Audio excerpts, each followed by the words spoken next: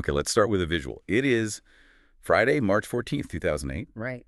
and you are standing in the lobby of 383 Madison Avenue in Manhattan. It's this stunning building, an octagon, all glass and stone.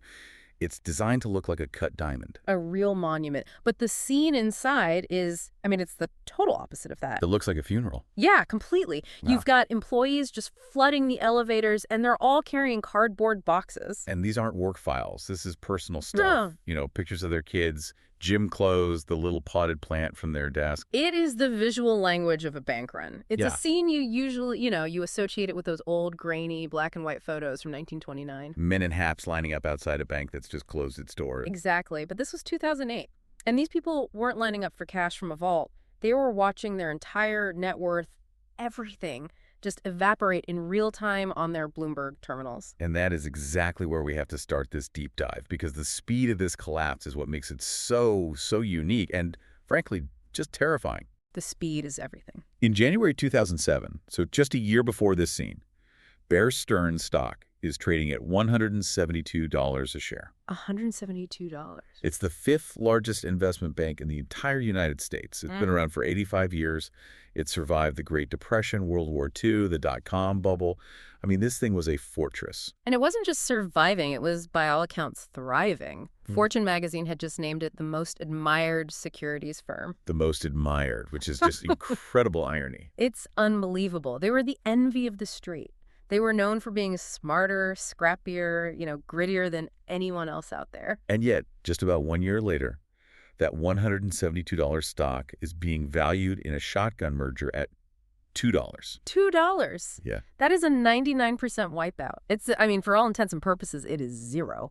So today, we are not just going to recount the timeline of what happened. We are doing a deep dive into the actual mechanics of how a global institution can just dissolve in, 72 hours. We've pulled the SEC filings. We have the bankruptcy reports, the internal emails. We really want to understand the specific financial instruments, the toxic sludge that just completely clogged the gears of this machine. We need to understand why. And we really need to answer the biggest question that, that still kind of hangs over all of this in financial circles, which is, was this a case of murder? Or was it suicide? Right. Was Bear Stearns killed by malicious rumors and these predatory short sellers, like some of their executives claimed? Or was the business model itself just fundamentally broken? Was it, a machine designed to self-destruct? Let's get into it. But before we get to the panic, I think we have to understand who these people were. Because, reading through the history here, Bear Stearns wasn't like a Goldman Sachs or a Morgan Stanley. They had a really different DNA. Completely different. Yeah, if you look at the history, Bear was always the outsider, the underdog. It was founded in 1923 by Joseph Bear, Robert Stearns, and Harold Mayer. And they started with, $500,000? $500,000, which is decent money back then, about $9.2 million today.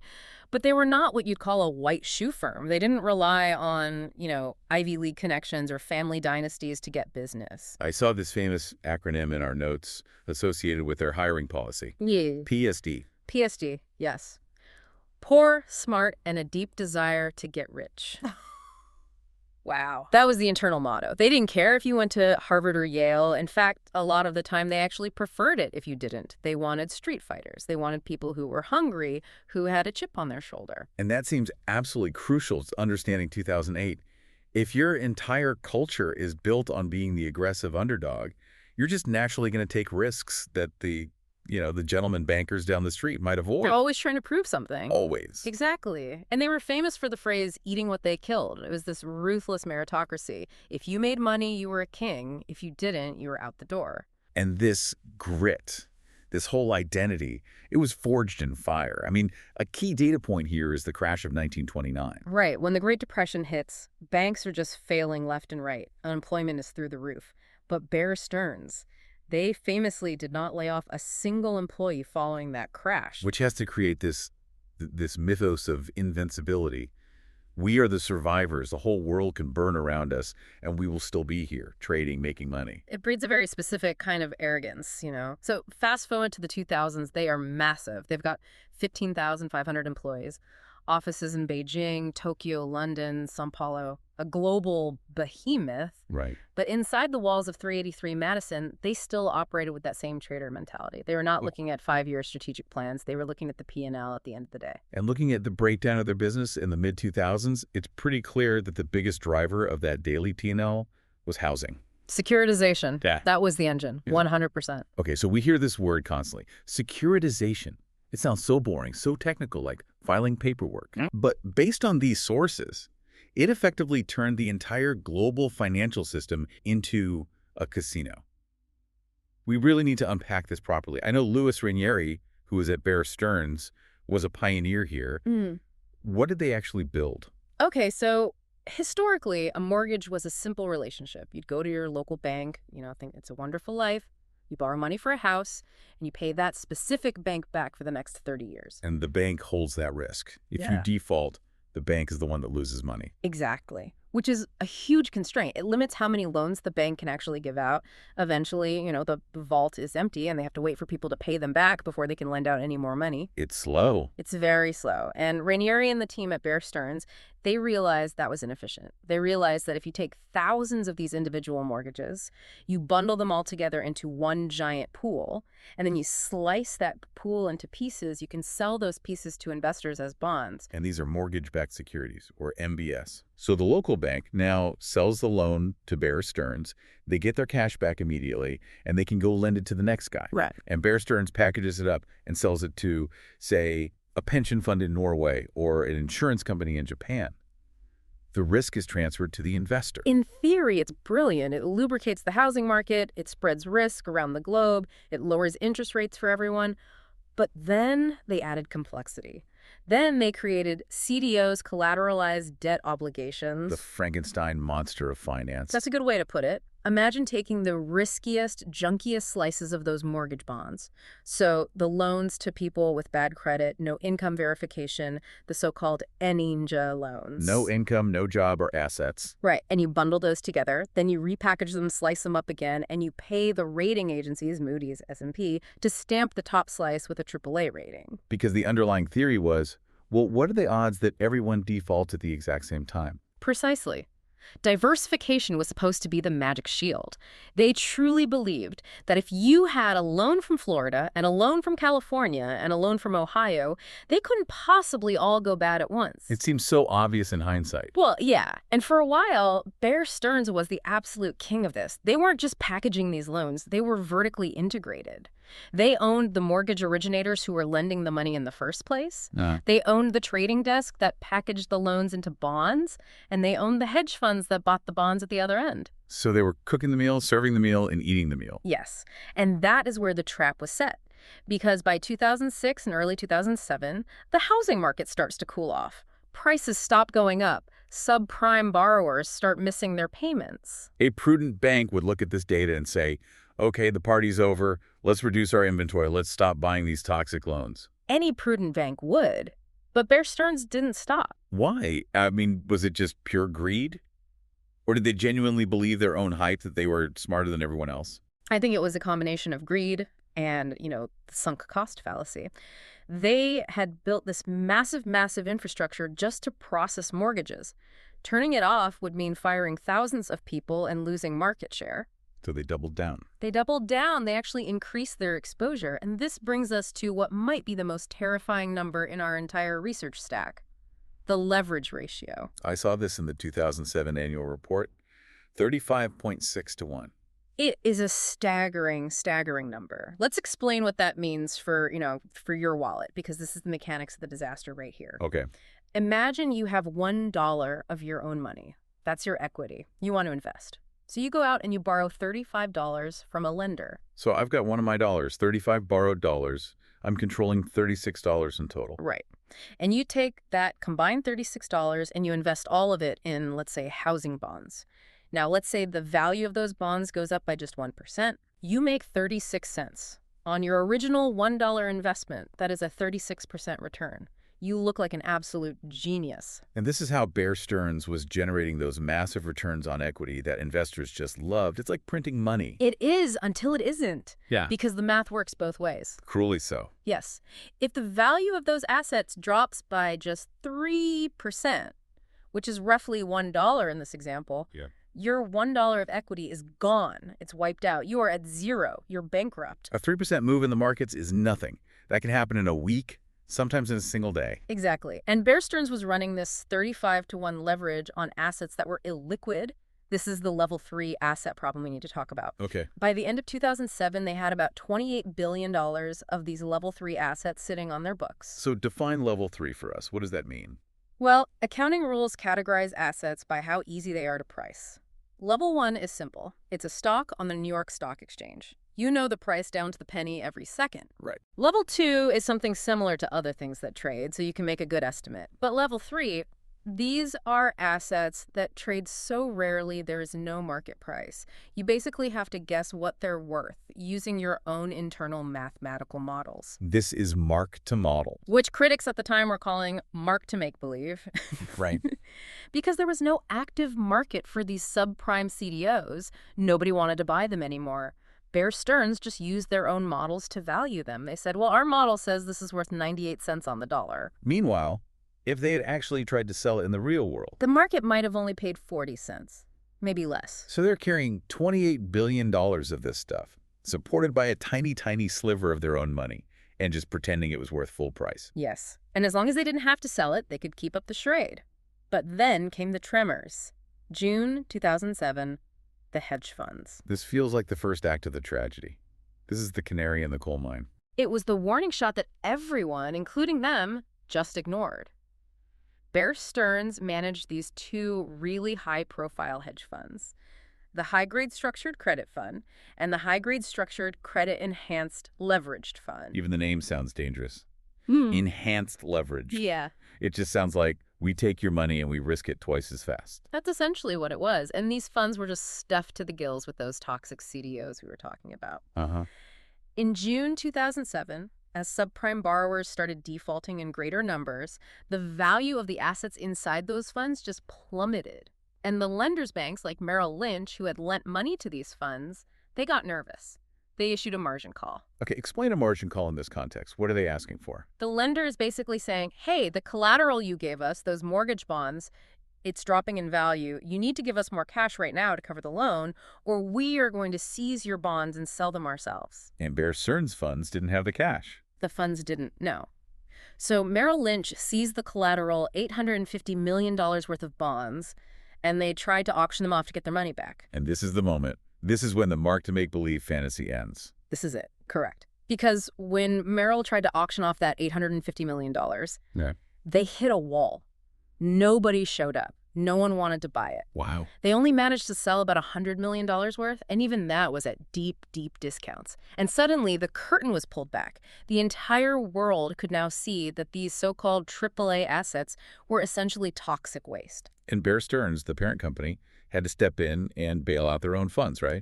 They threw in. What was the number? Something like $3.2 billion. $3.2 billion. And here's a fascinating detail from the reports.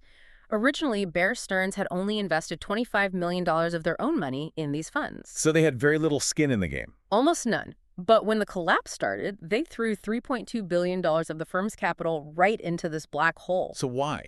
Why throw good money after bad like that? Reputation. That was it. James Can, who was the CEO at the time, and the other top executives were terrified that if these funds collapsed, it would just destroy confidence in the bank's ability to manage risk. They tried to plug the dam with cash. But the dam broke anyway. It did. The funds lost nearly all their value. And this is where the legal drama really starts to heat up. We have emails from the two fund managers, Ralph Cioffi and Matthew Tannen. This is the smoking gun part of the story. What were they saying in these emails? Well, publicly, they were on conference calls with their investors saying things like, we are comfortable with where we are and the market looks robust. Right. Everything's fine. Exactly. But privately, Tannen sent an email to Cioffi saying, quote, the subprime market looks pretty damn ugly. He even suggested they should just close the fund and sell everything they could. So they knew.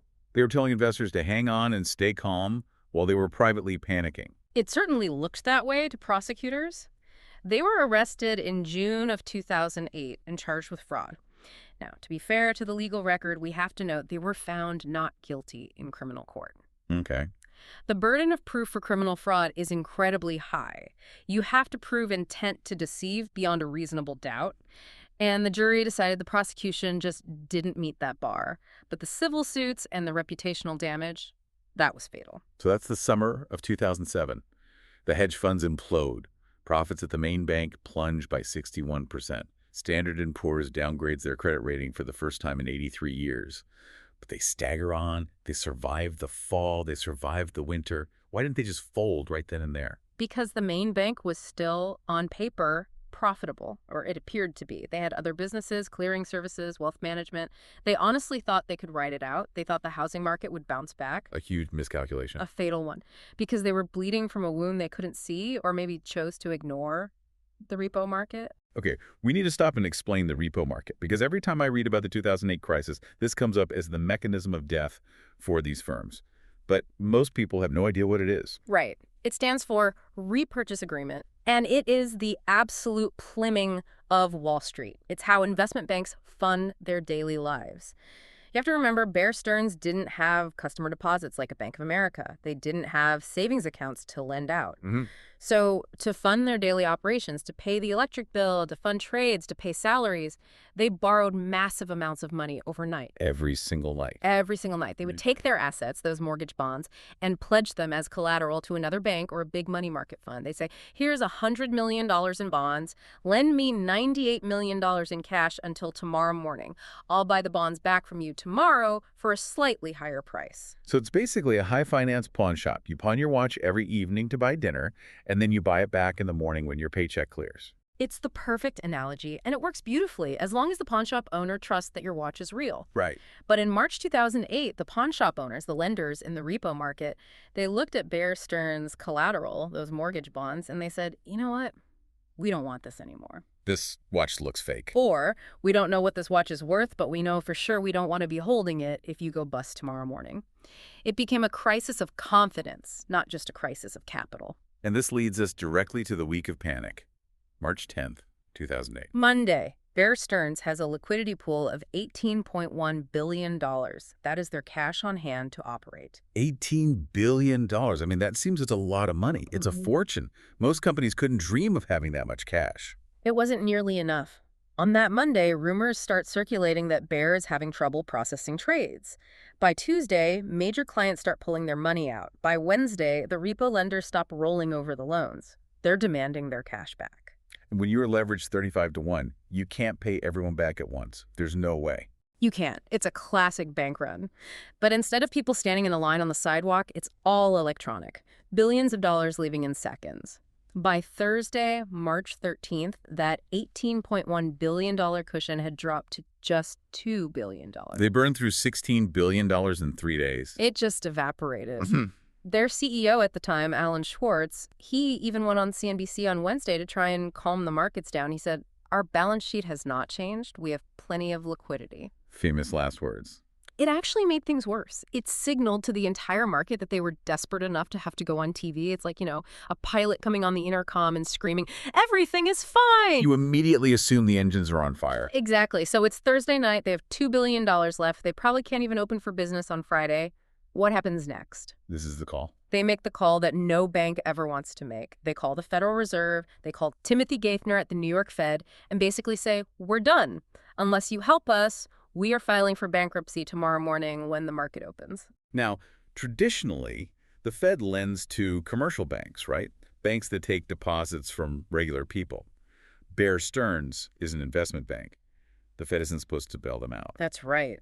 This was completely uncharted territory.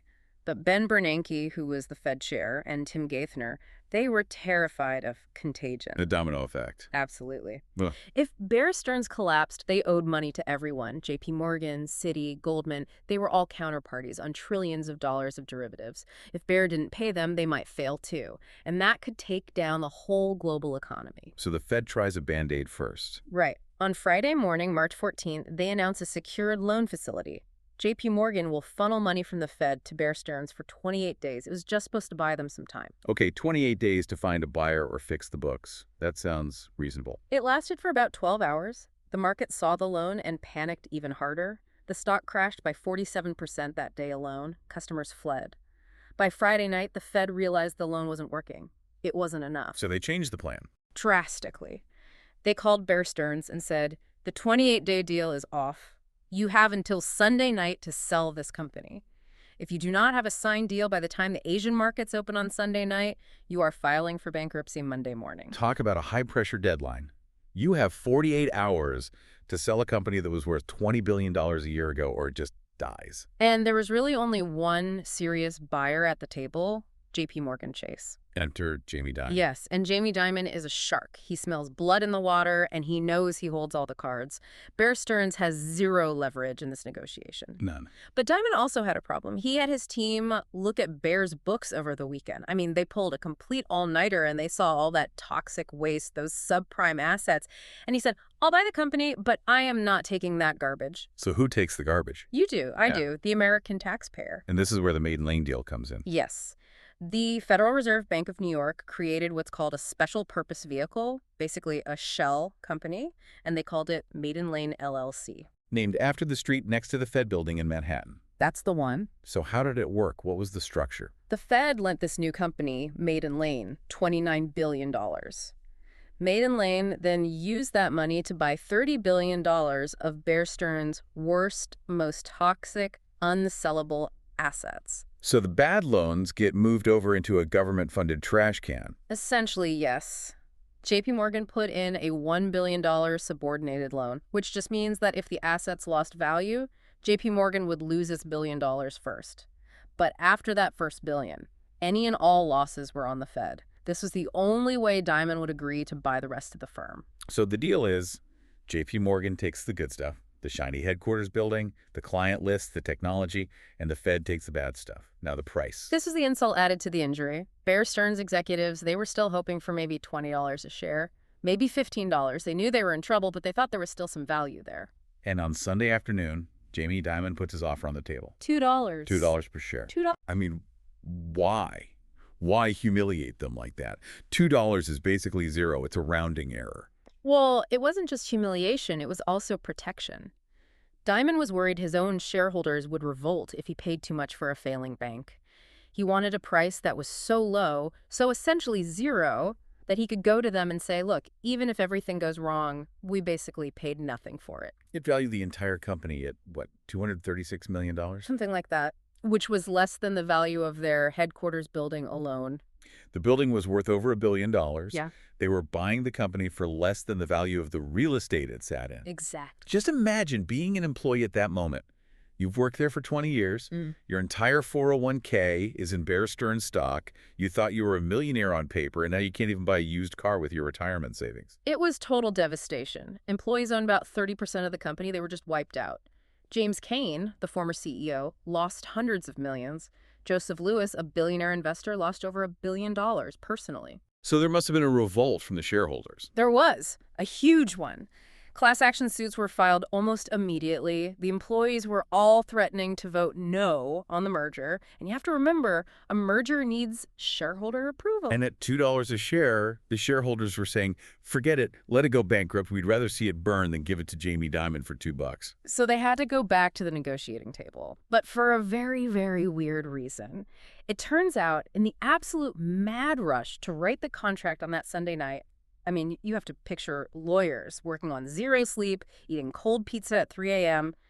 They made a mistake. A typo. Basically, a loophole in the guarantee language. The contract was supposed to say that JPMorgan guarantees Bear's trades until the shareholder vote, but the way it was drafted, the guarantee was open-ended. What does that mean? It basically said JPMorgan is on the hook for all of Bear's debts, forever, even if the shareholders vote no on the deal. Oh, wow. So if the shareholders voted no just to spite him, JPMorgan would be stuck guaranteeing a bankrupt company's debts. Yes, exactly. And when Jamie Dimon found out about this drafting error, the reports say he was apoplectic. He was just furious. I can hear the yelling from here. So they had to fix the contract. But to get the shareholders to agree to the fix and, to approve the deal at all, JPMorgan had to sweeten the pot. They had to raise the price? They raised the bid from $2 to $10 per share. Which is still a complete tragedy compared to $172. But, I mean, it's 5 times better than $2. It brought the total value of the deal up to about $1.2 billion. It was just enough to quiet the revolt. And on May 29th, 2008, the shareholders officially approved the sale. Bear Stearns was gone. Just like that. 85 years of history. Just swallowed up. Swallowed up into JPMorgan Chase. And by January 2010, JPMorgan stopped using the Bear Stearns brand name entirely. The name just ceased to exist. I want to zoom out a bit. We talked about the mechanics, the CVOs, the repo market, the leverage. But what about the people, the leadership? We mentioned James Kane, the CEO. Yeah, Time magazine famously named him one of the 25 people to blame for the financial crisis. Wow. They said he was asleep at the switch. And there were all these reports that while the hedge funds were imploding back in the summer of 2007, he was away playing in bridge tournaments. Bridge, as in the card game. High-level competitive bridge. He was apparently obsessed with it. He would just disappear for weeks at a time to play in tournaments in Nashville or Detroit. And he was also reportedly playing a lot of golf, especially on Fridays. So it's the modern version of Nero fiddled while Rome burned, but in this case it's Kane played bridge while the repo market froze. It became a symbol of this huge disconnect between Wall Street leadership and the reality of the risks they were taking. I mean, this was the only CEO on Wall Street who didn't have a computer in his office. He didn't use email. You're kidding me? In 2008? He relied on printed memos delivered to him. It just speaks to a culture that was completely out of touch with the speed and complexity of modern finance. There's also this other theory, you hear it from the diehard Bear Stearns defenders, the naked short selling argument. Right. The idea that we didn't fail, we were murdered. The argument is that these predatory traders sold phantom shares.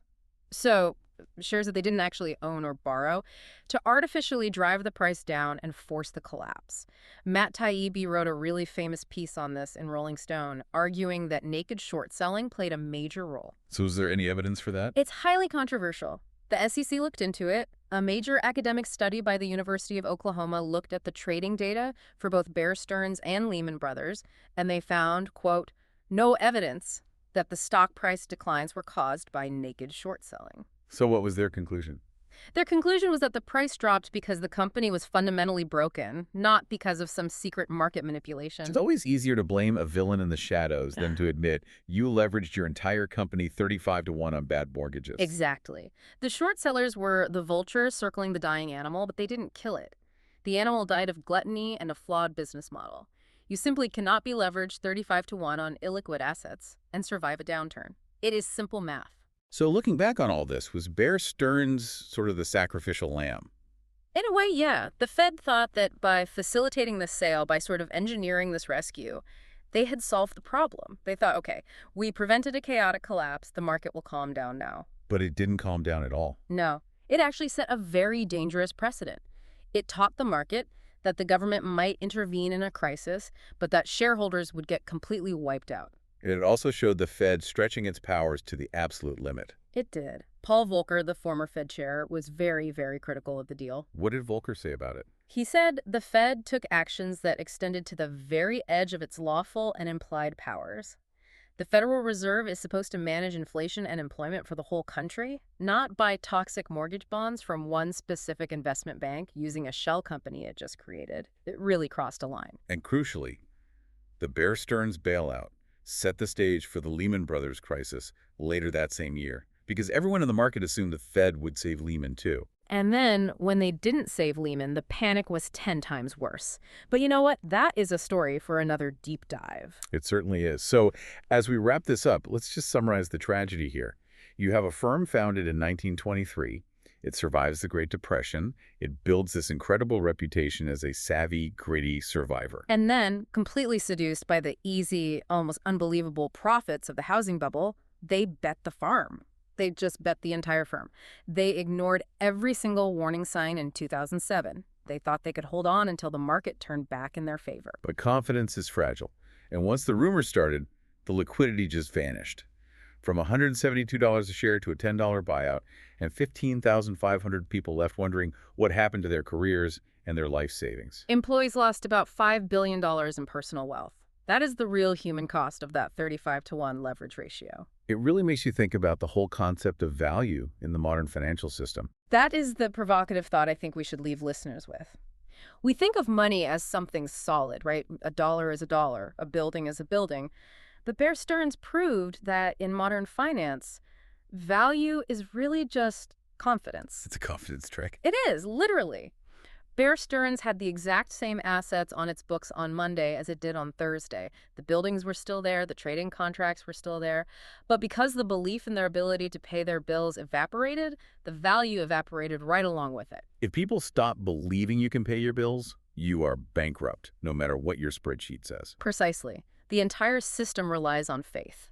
And in March 2008, for Bear Stearns, that faith just broke. A very sobering thought to end on. If you want to dig deeper, definitely check out the full timeline of the 2008 crisis. It only gets crazier from here.